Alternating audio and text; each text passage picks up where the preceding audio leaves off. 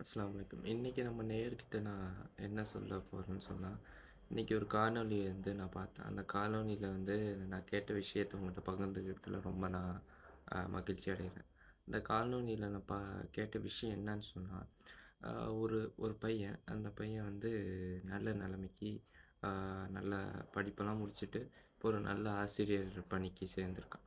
அந்த பையன் என்ன செய்றான்னா, தன்னுடைய அ அ கல்லூரி மற்றும் அ அ பள்ளிக்கூட அ ஆசிரியர வந்து சந்திக்க போறான்.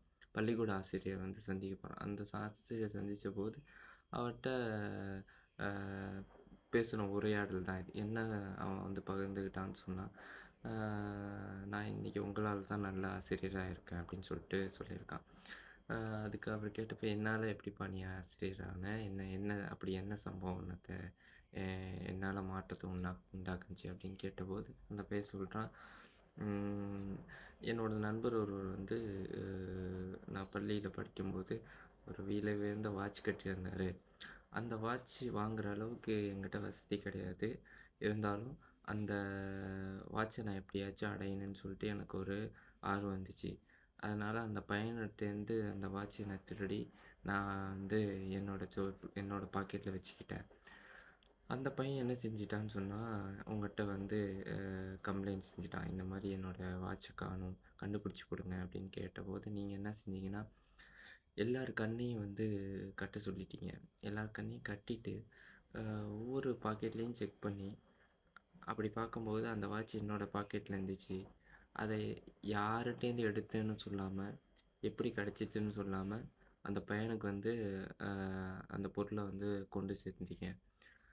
அந்த விஷயத்துல நான் பார்த்த என்ன இருந்துச்சுன்னா, நீங்க வந்து என்ன வந்து அ திருட்டு பழி கட்டல.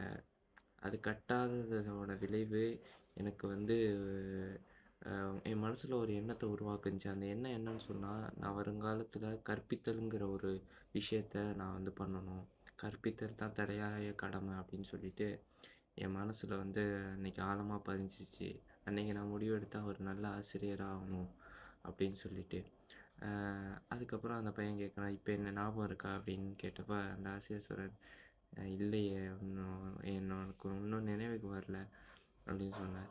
அ அந்த பையன் திரும்ப திரும்ப கேட்குறான். இந்த மாரி "என்ன இவ்வளோ பெரிய சம்பவமா? நீங்க வந்து எளிமையா நடத்தி முடிச்சுட்டீங்க. என் ஞாபகம் இருக்காம உங்களுக்கு இருக்கிறது" அப்படின்னு கேட்டப்ப, அந்த ஆசிரியர் சொல்றாரு, "நான் உன்னுடைய பாக்கெட்ல கைய விட்டு இந்த வாட்ச எடுக்கும்போது, நானும் என்னுடைய கண்ண கட்டியிருந்தேன். அதனால எனக்கு நீ யாருன்னு எனக்கு அடையாளம் தெரியாது" அப்படின்னு சொல்லியிருந்தாராம். அப்ப இதுல நம்ம என்ன படிப்பின கத்துக்கணும்னா, அந்த ஆசிரியரோட எண்ணம் என்னன்னா, நான் அடுத்த முறை இந்த பையன பார்த்தா, அந்த திருட்டு எண்ணம் இந்த பையன பார்க்கும்போது எனக்கு வந்துரக்கூடாது. அப்படின்னு ஒரு எண்ணத்துல அந்த ஆசிரியரும் அத வந்து எவ்வளோ அருமையா கையாண்டுருக்காரு பாருங்களேன்.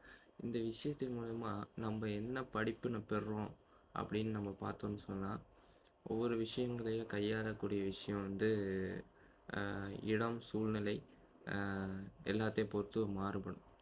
அதனால எல்லா விஷயத்தையும் பொறுமையா, நிதானமா கையாளணும். இந்த ஒரு சின்ன விஷயம் அந்த பையனோட வாழ்க்கையே மாத்திருக்கு. இது தொடர்பான உங்களுடைய கருத்துக்களையும் எனக்கு தெரிவிங்க. அஸ்ஸலாமு அலைக்கும்.